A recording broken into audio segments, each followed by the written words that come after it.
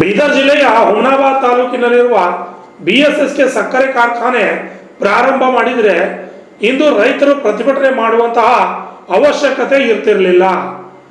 ಇನ್ನು ಈ ಪ್ರತಿಭಟನೆ ಮಾಡ್ತಾನೆ ಇರಲಿಲ್ಲ. ರೈತರಿಗೆ ಸಕ್ಕರೆ ಕಾರ್ಖಾನೆಗಳು ಮಾಡುತ್ತಿರುವ ಮೋಸ, ರಿಕವರಿಯಲ್ಲಿ ಮಾಡ್ತಿರ್ತಕ್ಕಂತಹ ಮೋಸದ ಹಿನ್ನೆಲೆಯಲ್ಲಿ ರೈತರು ಪ್ರತಿಭಟನೆಯನ್ನು ಮಾಡ್ತಾ ಇದ್ದಾರೆ ಮತ್ತು ಕಪ್ಪು ಬೆಲೆಗೆ ಸರಿಯಾದ ರೀತಿಯಾಗಿ ಬೆಲೆಯನ್ನು ಕೊಡ್ತಾ ಇಲ್ಲ ಅಂತ ಮುಖಂಡರು ಆಕ್ರೋಶವನ್ನು ವ್ಯಕ್ತಪಡಿಸಿದ್ದಾರೆ. ನಿನ್ನೆ ಹುಮನಾಬಾದ್ ತಾಲೂಕಿನಲ್ಲಿ ಬೃಹತ್ ಪ್ರತಿಭಟನೆಯನ್ನು ಹಮ್ಮಿಕೊಳ್ಳಲಾಗಿತ್ತು. ಈ ಹಿನ್ನೆಲೆಯಲ್ಲಿ ಮಾಧ್ಯಮದವರ ಜೊತೆ ಇಂದು ಮಲ್ಲಿಕಾರ್ಜುನ್ ಪಾಟೀಲ್ ಅವರು, ಪ್ರಗತಿಪರ ರೈತ ಮುಖಂಡರು ಮಲ್ಲಿಕಾರ್ಜುನ್ ಪಾಟೀಲ್ ಅವರು ಸುದ್ದಿಗೋಷ್ಠಿಯನ್ನು ನಡೆಸ್ತಾರೆ. ಈ ಸಂದರ್ಭದಲ್ಲಿ ರಾಜಕಾರಣಿಗಳ ಒಂದು ನಿರ್ಲಕ್ಷ್ಯತನದಿಂದ, ದಿವ್ಯ ನಿರ್ಲಕ್ಷ್ಯದಿಂದ BSSK ಸಕ್ಕರೆ ಕಾರ್ಖಾನೆ ಪ್ರಾರಂಭವಾಗಿಲ್ಲ. ಒಂದು ವೇಳೆ BSSK ಸಕ್ಕರೆ ಕಾರ್ಖಾನೆ ಪ್ರಾರಂಭವಾಗಿದ್ರೆ ರಿಕವರಿ ಸರಿಯಾಗಿ ತೋರಿಸ್ತಾ ಇದ್ರು. ಈಗಿನ ಅನೇಕ ಸಕ್ಕರೆ ಕಾರ್ಖಾನೆ ಮಾಲೀಕರು ರಿಕವರಿಯನ್ನು ಕಡಿಮೆ ತೋರಿಸ್ತಾ ಇದ್ದಾರೆ ಅಂತ ಆಕ್ರೋಶವನ್ನು ವ್ಯಕ್ತಪಡಿಸಿದ್ದಾರೆ. ಪಟ್ಟಣದಲ್ಲಿ ಮಾಧ್ಯಮದವರ ಜೊತೆ ಮಾತನಾಡಿದ ಅವರು, ರಿಕವರಿ BSSK ಕಾರ್ಖಾನೆಯಲ್ಲಿ ಉತ್ತಮವಾಗಿ ಬರುತ್ತಿತ್ತು ಎಂದು ತಿಳಿಸಿದರು. ಈ ಸಂದರ್ಭದಲ್ಲಿ ಕಂಪನಿಗಳು ಯಾವ ರೀತಿಯಾಗಿ ರೈತರಿಗೆ ರಿಕವರಿಯಲ್ಲಿ ಮೋಸ ಮಾಡುತ್ತಿರುತ್ತಾರೆ ಎಂಬುದರ ಬಗ್ಗೆ ತಿಳಿಸಿದರು. ಇಲ್ಲಿನ ರಾಜಕಾರಣಿಗಳ ದಿವ್ಯ ನಿರ್ಲಕ್ಷ್ಯತನದಿಂದ BSSK ಸಕ್ಕರೆ ಕಾರ್ಖಾನೆ ಪ್ರಾರಂಭವಾಗಿಲ್ಲ ಎಂದು ಆಕ್ರೋಶ ವ್ಯಕ್ತಪಡಿಸಿ ರೈತರಿಗೆ ಯಾವುದೇ ರೀತಿಯಾಗಿ ಮೋಸ ಆಗಬಾರ್ದು, ರೈತರಿಗೆ ಸೂಕ್ತವಾದ ಬೆಲೆ ನೀಡಬೇಕೆಂದು ಆಗ್ರಹವನ್ನು ಮುಖಂಡರು ಮಾಡಿದರು. ರಿಕವರಿ ಕಡಿಮೆ ಬರ್ತದಂತ ಹೇಳ್ತಾರೆ. ಇವತ್ತು ನಾವು ನೋಡಿದೆವು ಅಂತಂದ್ರೆ BSSK ನಮ್ಮಲ್ಲಿ ಚಾರ್ಟ್ ಅದ, ಯಾವ ವರ್ಷ ಎಷ್ಟು ರಿಕವರಿ ಬಂದದ ಅಂತೇಳಿ. ಆ ಚಾರ್ಟ್ ಪ್ರಕಾರ 10.87 ತನಕ ರಿಕವರಿ ಬಂದದ ನಮ್ಮಲ್ಲಿ ಬ್ರಾಕೆಟ್ ಫ್ಯಾಕ್ಟ್ರಿದಾಗ. ರಿಕವರಿ ಯಾಕೆ ಬರ್ತಾ ಇಲ್ಲ ಇವಾಗ?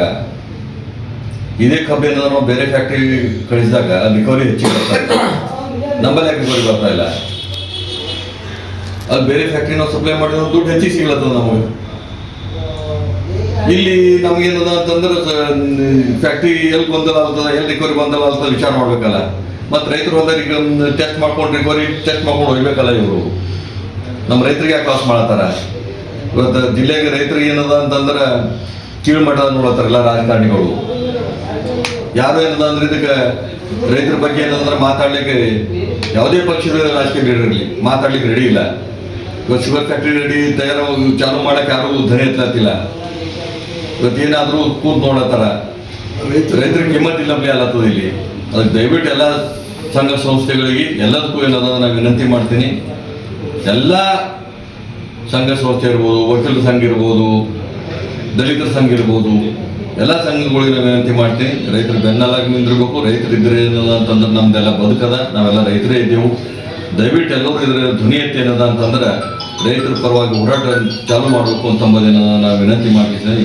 ಅಂತಂದ್ರೆ ನಿಮ್ಗೊಂದು ನೋಟ್ ಕೊಟ್ಟಿನ. ಈಗ BSSK ಫ್ಯಾಕ್ಟ್ರಿ ನಡೆಯುವಾಗ 10.87 ತನಕ ರಿಕವರಿ ತೆಗೆದಾರ. ಇದೇ ಕಬ್ಬು. ಈಗ ನಮ್ಮಲ್ಲಿ ಕಬ್ಬು ಬೆಳೆಸ್ಬೇಕಾದ್ರೆ ನೀವು ಈಗ ಅರ್ಲಿ ವ್ಯಾರೈಟಿ ಕೊಡ್ಲತ್ತೀರಿ, ನೀವು ಶುಗರ್ ಪರ್ಸೆಂಟೇಜ್ ಹೆಚ್ಚಿಗೆ ಬರ್ಬೇಕಂತ ಹೇಳಿ ಬಾಚಡದ ಕಬ್ಬು ವ್ಯಾರೈಟಿ ಬಂದ್ ಮಾಡಿದ್ರಿ, ಎಲ್ಲ ಬಂದ್ ಮಾಡಿದ್ರಿ. ಈಗ ರಿಕವರಿ ಬರೋಂಥ ಕಬ್ಬುಗಳೇ ನೀವು ಫ್ಯಾಕ್ಟ್ರಿಗಳಿಗೆ ತೋಲತ್ತೀರಿ. ಆದ್ರೆ ರಿಕವರಿ ಯಾಕೆ ಕಮ್ಮಿ ಆಗತ್ತದ ನಮ್ಮಲ್ಲಿ? ನಾವು ಗೊಂದಲದಾಗಿದ್ದೆವು. ಯಾಕಂದ್ರೆ ನಮ್ಮ ಫ್ಯಾಕ್ಟ್ರಿದಾಗ ಇಲ್ಲಿ ಫ್ಯಾಕ್ಟ್ರಿದವ್ರು ಏನು ಮಾಡತ್ತಾರ ನಮ್ಗೆ ಗೊತ್ತಿಲ್ಲ. ತಾವು ದಯವಿಟ್ಟು ಇದ್ರ ಬಗ್ಗೆ ಏನಂದ್ರೆ ಫಾರ್ಮರ್ ಬಳಿ ರೈತರ ಹೊಲಕ್ಕೆ ಹೋಗಿಸಿದ್ದು ರಿಕವರಿ ಬರತಕ್ಕಂಥ ಕಬ್ಬು ರಿಕವರಿ ಬರ್ತಾ ಇಲ್ಲ ನೋಡ್ಕೊಂಡು ಎಷ್ಟು ರಿಕವರಿ ಬರತ್ತ ಅಂತ ನೋಡ್ಕೇಸಿಂದು ತಾವು ಒಯ್ದ್ರಿಂದ ರೈತರಿಗೆ ಅಂತ ರೇಟ್ ಸಿಗ್ತದೆ.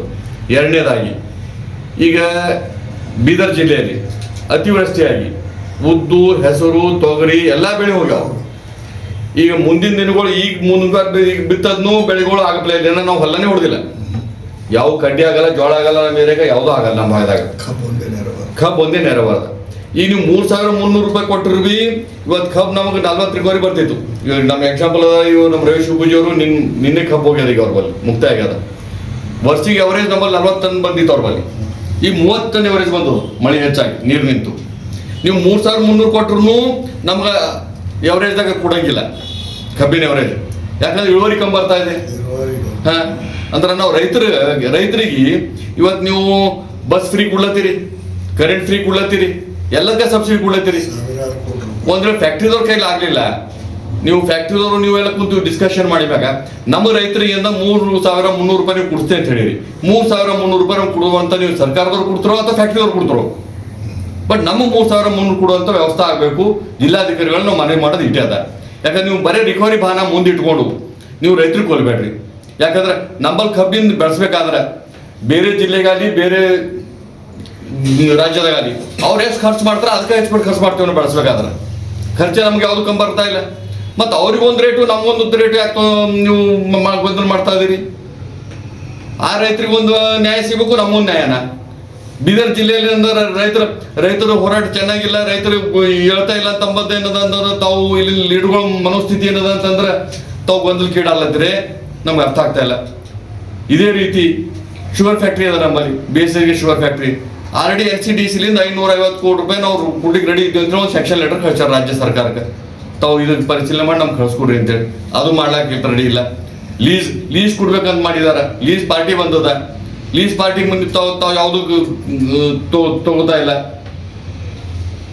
ಅದ್ರ ಸಲುವಾಗಿ ಇಲ್ಲಿನ ಸರ್ಕಾರ ಏನದ, ಉಸ್ತುವಾರಿ ಮಂತ್ರಿಗಳು ಏನಾರ ರೈತರ ಬಗ್ಗೆ ಕಾಳಜಿ ವಹಿಸ್ಬೇಕು. ಯಾಕಂದ್ರೆ ಇಲ್ಲಿ ಏನಾಗ್ಯದಂದ್ರೆ ನಮ್ಮೆಲ್ಲ ನಾಯಕರಿಗೆ ರೈತರ ಬಗ್ಗೆ ಚಿಂತೆ ಇಲ್ಲ. ಈ ಜಿಲ್ಲಾಧಿಕಾರಿ ನಾವು ಮನವರಿಕೆ ಅಧಿಕ ಮಾಡ್ಕೊಳತ್ತಿದ್ದೆವು. ಇದೇನ್ ಕಾಟದ ಹೊಡ್ಲತ್ತಾರ ಅಥವಾ ಏನ್ ರಿಕವರಿ ಮಾಡ್ಲತ್ತಾರ, ಅವ್ರು ಏನ್ ರಿಕವರಿ ಮಾಡ್ಬೋದು? ನಿಮ್ಮ ಆರೋಪ ಇಲ್ಲಿನ ಕಾರ್ಯಕ್ರಮಗಳು ಗೋಲ್ಮಾಲ್ ಮಾಡ್ತಾವ ಅಂತ. ಇದು ಜಿಲ್ಲಾಧಿಕಾರಿಗಳು ಪರಿಶೀಲನೆ ಮಾಡಬೇಕು. ಮತ್ತೆ ಒಂದ್ ವೇಳೆ ಆಗ್ಲಿಲ್ಲ ಅಂತಂದ್ರೆ ಬೆಂಬಲ ಬೆಲೆ ಇವತ್ತೇ ನೀವು ಬಸ್ ಫ್ರೀ ಕೊಡ್ಲತ್ತೀರಿ, ನೀವು ಕರೆಂಟ್ ಬಿಲ್ ಫ್ರೀ ಕೊಡ್ಲತ್ತೀರಿ. ರೈತರಿಗೆ ಏನದ ಅಂತಂದ್ರೆ ನೀವು ಯಾವ ಮುಖ್ಯಮಂತ್ರಿ 3,300 ರೂಪಾಯಿ ಕೊಡ್ಬೇಕಂತ ಹೇಳ್ಯಾರ. ಅದ್ರ ಎಷ್ಟು ಕೊಡ್ತಾರೋ ಫ್ಯಾಕ್ಟ್ರಿ ಬಿಟ್ಟು ಬಾಕಿ ನೀವು ಸಹಾಯಧನ ಮಾಡ್ಬೇಕು ರೈತರಿಗೆ. ಒಂದ್ ವೇಳೆ ಸರ್ಕಾರಾಧಿಕಾರಿಗಳು ಇದು ಏನು ಮಾಡೋದು ಮುಂದೆ ನಿಲ್ಲಿರು ಸರ್, ನಾವು ಒಬ್ಬ ಮಾಡೋದಿಲ್ಲ. ಈ ಸುದ್ದಿಗೋಷ್ಠಿಯಲ್ಲಿ ಪ್ರಗತಿಪರ ರೈತ ಮುಖಂಡರಾದ ಮೊಹಮ್ಮದ್ ಇಸ್ಮಾಯಿಲ್ ಲಥೋಡಿ, ರವೀಂದ್ರ ಶಿವಪೂಜಿ, ಸಂಗಮೇಶ್ ಜವಾದಿ ಅವರು ಹಾಜರಿದ್ದರು. Bureau report RJ32 Kannada news, Humnabad.